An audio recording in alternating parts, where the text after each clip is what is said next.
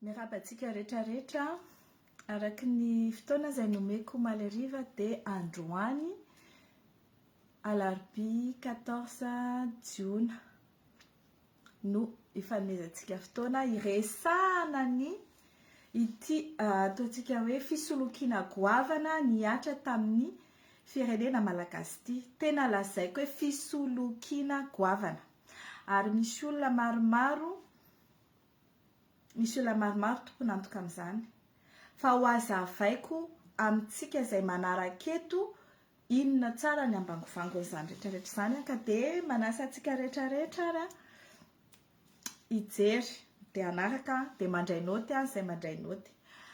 Zao zany efa resabe efa elaela efa nisy fotoana maromaro mihitsy nahafantarantsika hoe na henoantsika moa izany hoe double nationalité mizaka ny zom-pirenena frantsay ny filohan'ny Madagasikara ankehitriny. Zavatra misy nefa dia izao tsy nisy mihitsy na dia iray aza nijery hoe ahoana ny fomba nazahoany an'izay nationalité izay ary tsy nisy nanana ny pirofo tena mivaingana zany hoe ahoana ny fomba nazahoany an'izay nationalité izay. Ka dia lasa ry izahay ohatra ny mahazatra anay nanao ny atao hoe fanadihadiana investigation pour rechercher les preuves ka dia azonay somatsara ny pirofo rehetra nazahoany Andriamatoa Andry Rajoelina ny fizakana ny zom-pirenena frantsay izay ananany. Voalohany indrindra zany dia voapirofo tsy honohono, tsy resaka Facebook, tsy resaka hoe ity ny passeport na ity ny zao na ity zao na hoe fa azonay ary izahay mihitsy no nitady ny pirofo rehetra nanamarinana ny fomba nazahoany Andry Rajoelina ny nationalitéany. Dikan'izay dia izao document authentique ny ao anatin'ny journal officiel izay efa hitantsika eny amin'ny tambazotra rehetrarehetra eny amin'izao tsika miteny izao moa zany azon'ny rehetrarehetra téléchargena verifiena dia hitanareo ao fa manana nationalité nanomboka ny 19 novembre 2014 Andriamatoa Andry Rajoelina sy ny vadiny ary ny zanany anankitelo. Tsara ho marihana nefa dia izao voapirofo zany fa manana nationalité française Rajoelina. Ary io nationalité française izay atao hoe naturalisation io dia nationalité nangatahana. Zany hoe tsy hoe nationalité de sang na par filiation na hoe par mérite no nazahoany an'izy fa izy no nangataka ary dia naturalisé. Izay zany ny voalaza amin'ny nationalité française anankiroa ny fahazahoana an'izany par déclaration ary par naturalisation. Ny atao par déclaration dia ny olona izay teraka avy amina ray na reny manana nationalité française ary ny naturalisation dia mila décret mahafeno fepetra rehetra ianao dia mivoaka ny décret manome anao an'izany naturalisation zany. Dikan'izay dia nangataka ianao aloha izay vao nomena anao le nationalité. Ny lalàna malagasy nefa dia milaza loa andraso loha avoakako tsara eto ambany masoko eto le izy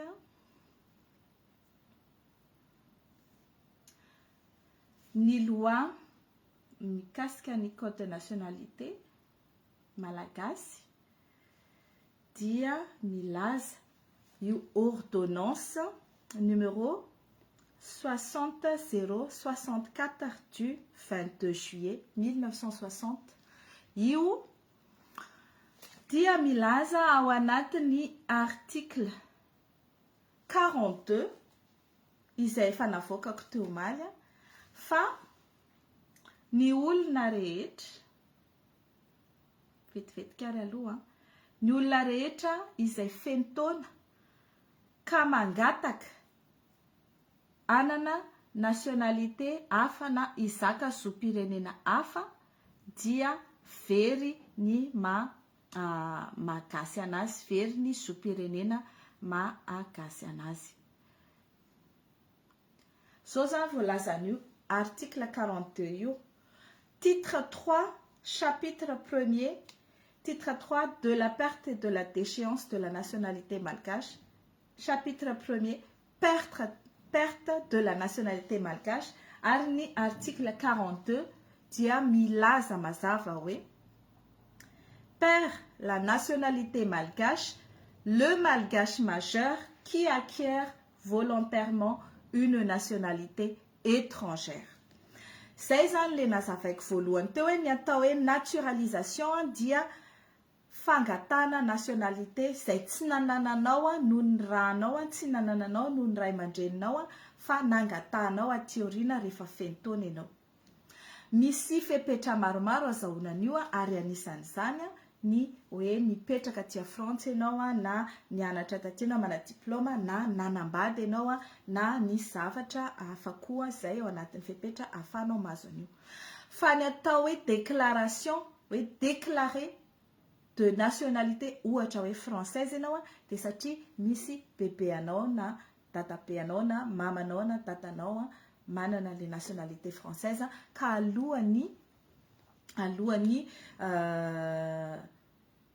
efa ao anaty ranao zany hoe filiation par filiation zany le déclaré ianao.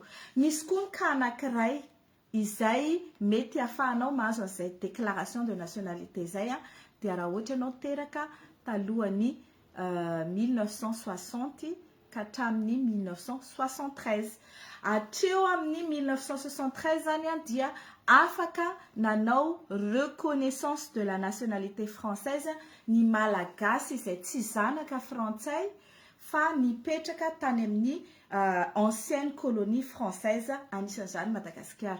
Ka raha ohatra ianao ka nipetraka tao Madagasikara talohany 1973 kanefa tsy nanao an'izay reconnaissance de nationalité izay dia nanomboka ny taona 1973 dia tsy mahazo manao an'izay reconnaissance izay ianao fa dia very mahafrantsay ianao. Dikan'izay na dia nanana ray aman-dreny teraka talohany 1973 ianao kanefa tsy nanao an'izay reconnaissance izay ny ray aman-dreninao fonimbola velona dia tsy manana an'le déclaration de nationalité française ianao. Zao zany dikan'izay. Ny olona rehetra izay nangataka nanao acquisition ary nazy décret de naturalisation de la nationalité française nanomboka ny 1973 no makaty ka efa feno taona izy ny nazahoany an'le izy zany hoe feno 20 taona 20 taona satria izay ny majorité légale any Madagasikara. Dikan'izay dia tsy malagasy tsony izy, very ny malagasy anazy. Zay ny voalaza n'ity article ty, il perd la nationalité malagasy. Tsy misy équivoque, sans équivoque io lalàna io. Misy manko milaza hoe ahoana zany zahay double nationalité.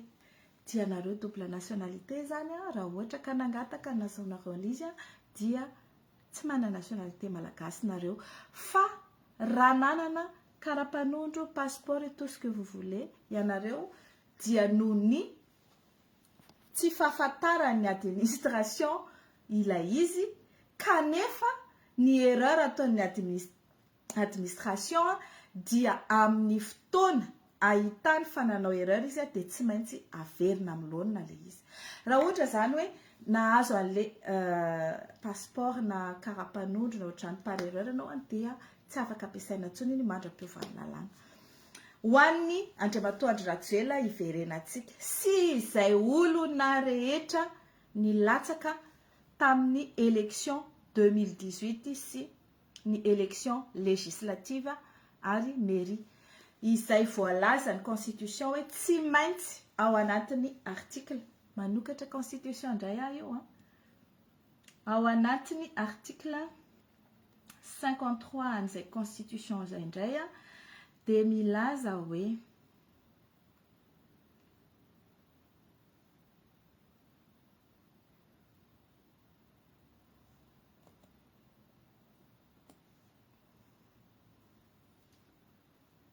that's le 46 article 46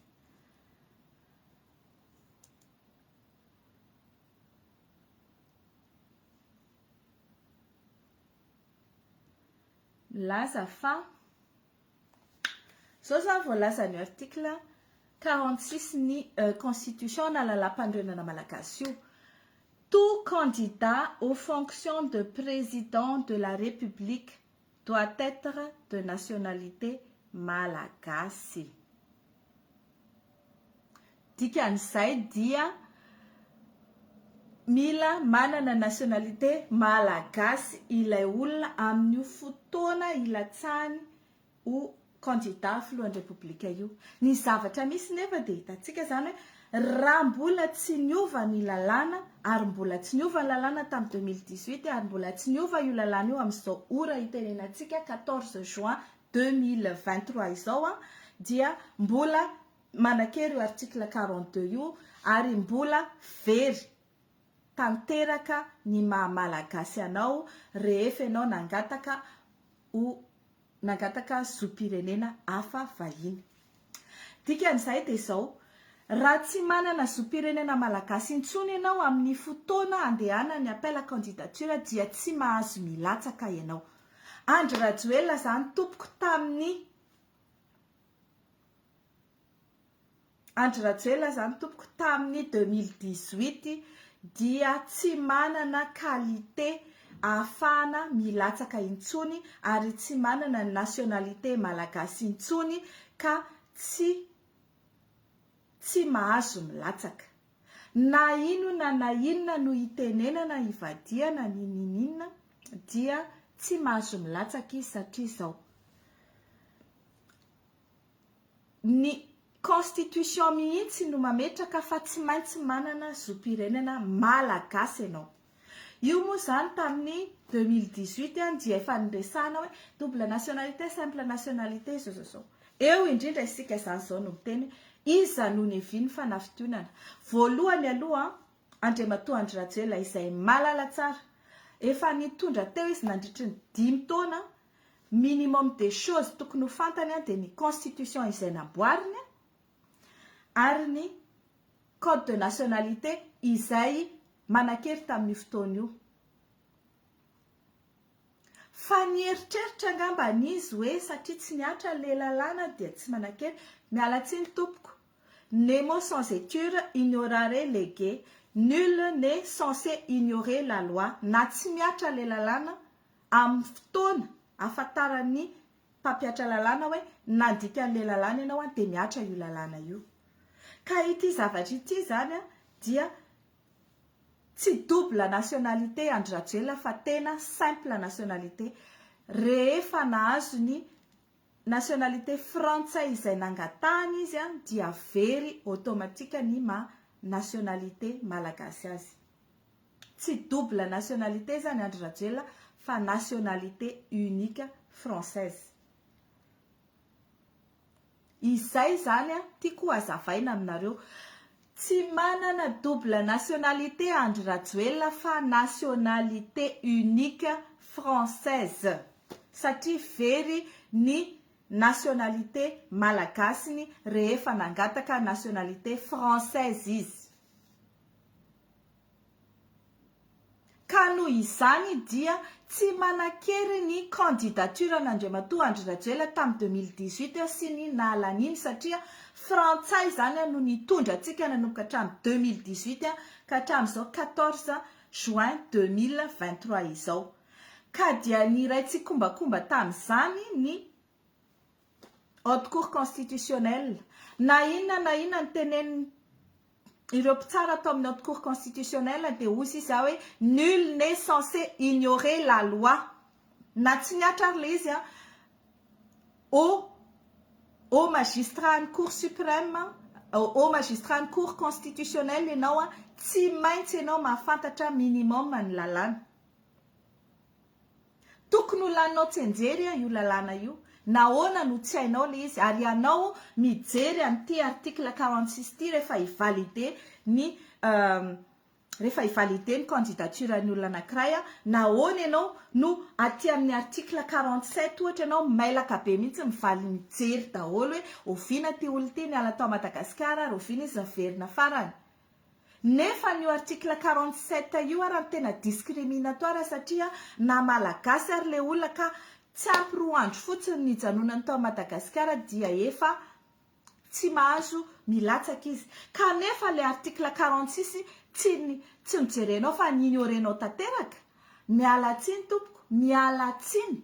Fa tompona ndraikitra amin'izao atao hoe haute trahison zao ny HCC. Haute trahison ny fametrahana olona hafa firenena hitondra firenena anankiray. Satria izany hoe napetraka am-pelatanan'olona tsy manana ny zom-pirenena malagasy ny fitondrana ny firenena malagasy. Izany zavatra izany dia haute trahison. Eto izany dia miteny aoka isika rehetrarehetra andray andraikitra na manomboka hatramin'ny armée, ny président de la république no chef suprême de l'armée. Tsy Andry Rajoelina tompoko amandry Rajoelina anazy ny chef suprême de l'armée fa ny président de la république. Kanefa izy zany zao dia tsy manana zo, tsy manana zo hitondra ny Madagasikara satria tsy binationalité izy fa simple nationalité française. Dika amin'izay tsy chef suprême de l'armée intsony Andriamatoa Andry Rajoelina, tsy mahazo mandray baiko amin'ny Andry Rajoelina intsony ny maramila malagasy raha tsy izay dia manao haute trahison. Ka manomboka izao ianareo rehetrarehetra ao anatin'ny armée malagasy tsy mandray baiko intsony amin'ny Andriamatoa Andry Rajoelina. Raha izay ny gouvernement ny Tsay Christian izay notendreny Andry Rajoelina dia tsy manan-kery.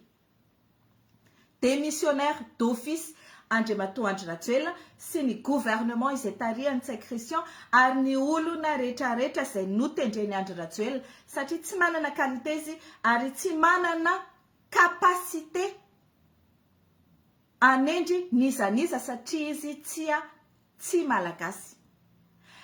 Na iza hiteny amin'izao tsika miteny izao dia efa ampahafantariko anareo malagasy izay ny lalàna ary ny lalàna dia mifehy ny olona rehetrarehetra. Ao anatin'ny constitution izay loloavintsika dia milaza fa tany-tandalàna i Madagasikara ka tsy anaiky mihitsy isika. Tsy anaiky hoe mbola ho hitsakitsahana koa ireo lalàna anankiroa izay lazaiko teo. Fa izay mbola mini anitsakitsaka ny lalàna io dia ho torinay satria manitsakitsaka ny lalàna international izao zavatra izao. Ny pacte international des droits civils et politiques dia mifehy ny fahafahana milatsaka sy ny démocratie eran-tany. Ary io pacte international des droits civils et politiques io dia tsy ao a Madagasikara no mitsara an'io fa ty amin'ny cour pénale internationale ka dia miteny aho an'izay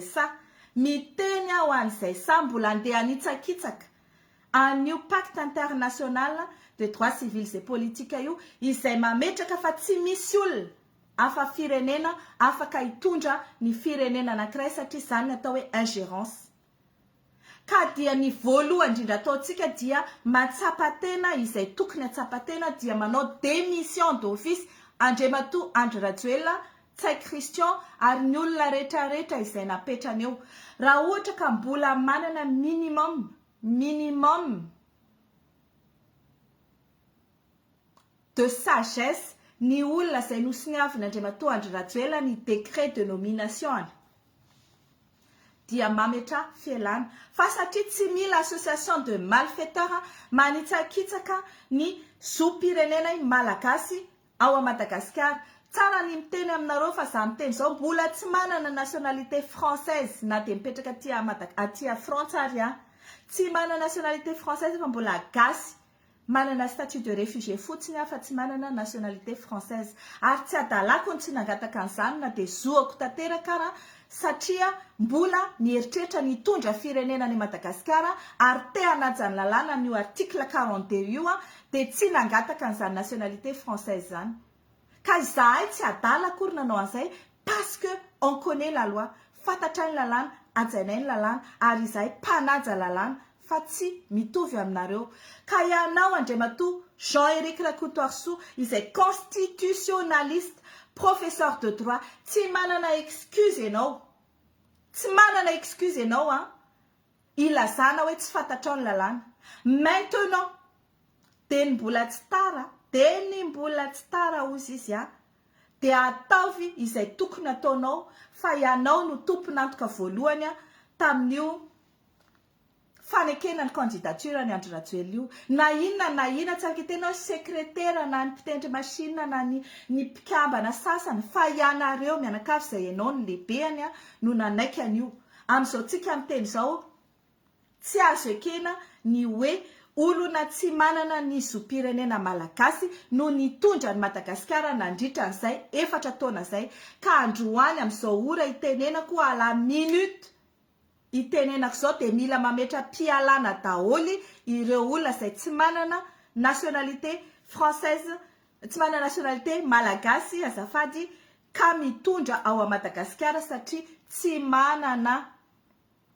manana zo hitondra ny firenena ianareo manomboka amin'ny Andry Rajoelina izany ary ny olona rehetrarehetra raha hiteninareo hoe izahay dia efa zatra moramora dia miteny aminareo fa tsy petrapotsiny na iza na ny olona rehetrarehetra izay malala ny lalàna io satria na ny bailleur de fonds na ny Banque mondiale na ny FMI na ny Nations Unies na ny Union européenne na ny ireo olona rehetrarehetra izay miaraka miasa amin'ny Madagasikara tsy hanaiky mihitsy hoe olona tsy manana qualité no nanaovany soni amin'ireo fifampirarana rehetra natao teo ary ny lazaiko dia hoe tsy hoe akory tsy malala an'izany lalàna izany ireo olona izay voalaza fa censé mahafantatra an'izany Andriamatoa Andry Rajoelina censé mahafantatra an'izany ny HCC censé mahafantatra an'izany ny prime ministre ka dia isika tsy anaiky zay dia teneniko tsy vitany hoe tsy mahazo milatsaka izy amin'izay fifidianana izay omanina amin'ity taona ity sy ny eo aoriana eo fa tsy mahazo manohy intsony ny fitondrana ny Madagasikara Andriamatoa Andry Rajoelina tsy mahazo mipetraka intsony na iray segondra ary ho filohan'ny Madagasikara Andriamatoa Andry Rajoelina démissionnaire d'office no anarany escroquerie, haute trahison, forclusion ary faux serment no nataony Andry Rajoelina ary izany zavatra ny tompoko dia resaka pénal daholo ka alohany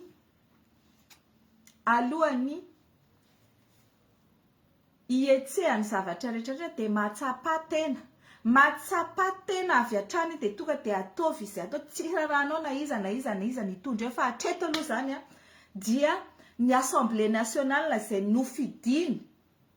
nofidiny vahoaka directement no afaka mijaneo izay tsy double nationalité izay membre ny Assemblée nationale na ny Sénat izay double nationalité dia miala ihany koa raha ohatra ka acquisition de nationalité no nazahoany an'io raha ohatra izany ka tsy métis vazaha na tsy métis quelque chose rehefa tsy métis izy dia simple nationalité tsy manana nationalité malagasy azy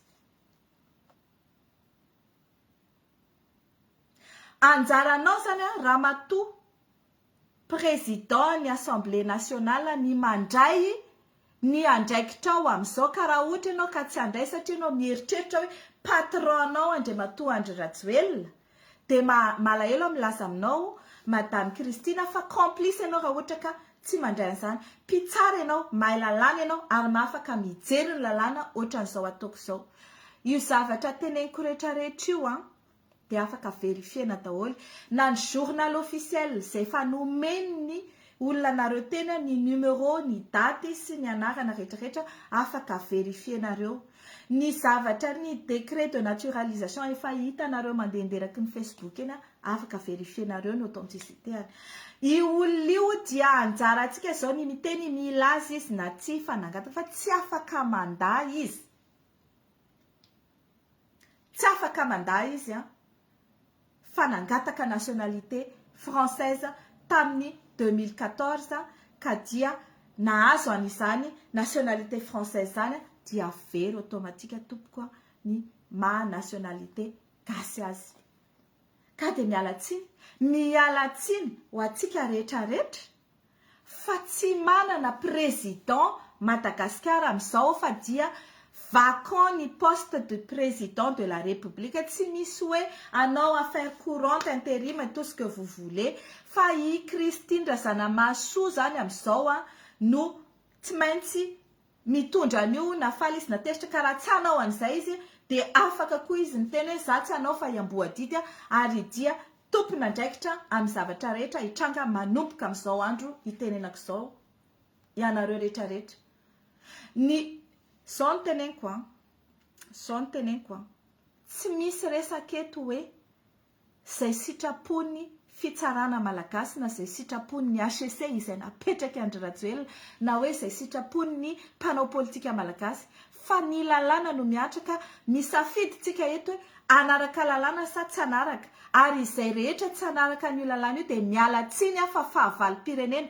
Eto zany dia tena miteny fahavalo-pirenena izay manitsakitsaka ny lalàna indrindra io lalàna faratapony constitution io ka izay rehetra fahavalo-pirenena tsy anatanteraka an'io lalàna io dia fatatsika daholo iza ireo fahavalo-pirenena eo ary tsika tsy andefitra mihitsy amin'izany.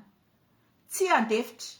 Ny président Sénat tompoko dia raha ohatra izy ka élu ka double nationalité dia tsy mahazo mitondra. Ny seule personne ny olona rehetra izay double nationalité ao amin'ny Sénat, ao amin'ny Assemblée, ao anatiny ireo collectivité territoriale décentralisée dia tsy mahazo mitondra fa mametra pelana d'office, démissionnaire d'office, aza miandry ho jerevanay tsirairay ny nationalité anareo reo fa tonga dia mela satria izay mbola mini efa nampahafantarina anareo zay lalàna nul n'est censé ignorer la loi ary efa nampahafantarina anareo le izy zay ka izay mbola mini andeha idongizina hitondra ny firenena io ataoko hoe anay io firenenay io nefa ianareo tsy manana nationalité malagasy intsony dia miteny zay fa tsy anaiky mihitsy izahay satria izay ny tena atao hoe fanjanana ary izay ny tena atao hoe colonisation ary izany ny atao hoe ingérence, izany ny atao hoe violation non seulement de la constitution mais des pactes internationaux de droits civils et politiques.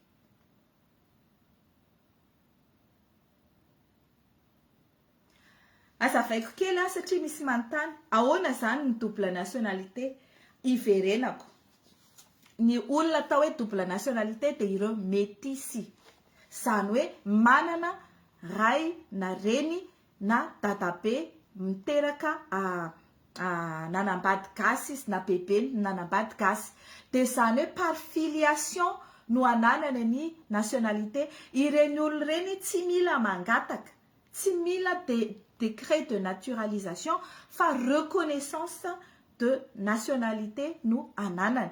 Dikan'izay no ny rany mikorina ao anatiny no ahafany mangataka an'izay ary ireo malagasy ataontsika hoe tsy métis fa teraka talohany 1960 ka hatramin'ny 1973 dia afaka nangataka ny atao hoe reconnaissance de nationalité.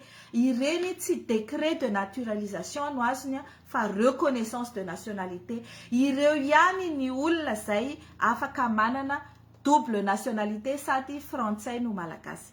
Ny akoatran'izay na mety hoe tsy frantsay fa mety hoe amérikana na sinoa na tout ce que vous voulez fa ny olona zay nangataka par mariage na par diplôme na par n'importe quelle raison izay mahafeny fepetra hoe nangatana ohatra hoe teraka tatia Frantsa izy nefa nisy gasy dia rehefa feny 20 taona izy dia niverina atia Frantsa izy nangataka nationalité ka mahafeny fepetra dia nahazo feny 20 taona c'est-à-dire majeur izy no nangataka nationalité dia very ma nationalité malagasy azy. Ireny zany dia mazava ka eto zany dia miteny miantso ny armée, miantso ny Assemblée nationale ao amin'ny Sénat ny olona rehetra izay nommé sénateur dia miala avy hatrany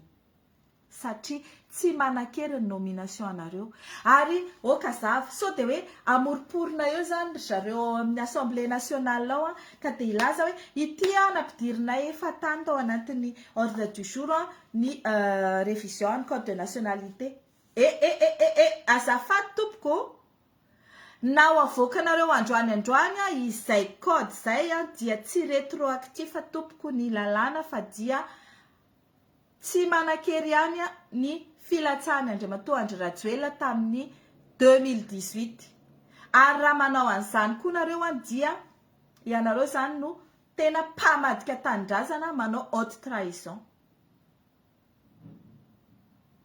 Ka noho izany dia miteny aho hoe atreto aloha zany izay olona rehetra nangataka nationalité dia very malagasy ianareo mandra-piovany lalàna. Ianareo izay mampiasa karapanondro passeport gasy ajanony avy hatrany fa en infraction ianareo. Fahatelo indrindra Andriamatoa Andry Rajoelina verika any dia démissionnaire d'office sy ny olona rehetra izay nomeny sy izay zavatra rehetra nataony sony dia tsy manan-kery daholo.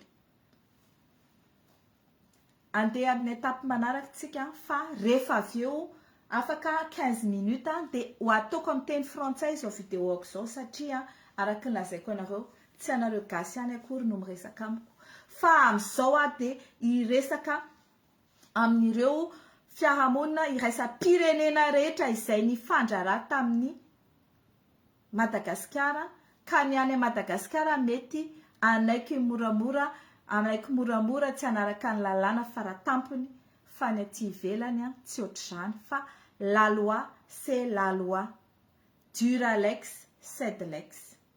Zay ara fa dia misaotra antsika nanaraka dia hotoizantsika eo ny fifampiresana dia mbola hitoy ity zavatra ity satria araka ny teneniko tsy hanaiky isika na amin'ny fomba hoana na amin'ny fomba hoana olona tsy manana zom-pirenena ary tsy mizaka intsony zom-pirenena malagasy no hitondra ny Madagasikara nanomboka tamin'ny 2018 no makaty. Mandra-pionary.